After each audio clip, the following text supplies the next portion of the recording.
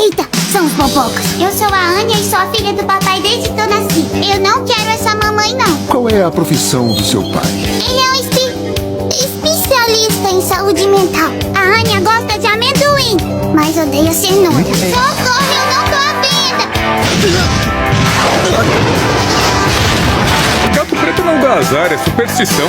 Papi, O que é que foi? a Anya pisou no cocô.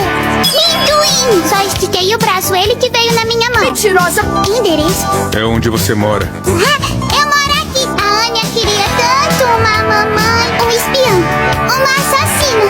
Isso é legal demais. O mundo tá acabando. Vamos supor que você veja um amiguinho seu fazendo alguma coisa muito feia. O que você faz? Caio em cima dele, aí encho a cara dele de porrada e só deixo os restos. Me desculpa. Foi porque eu pisei no cocô. Passou.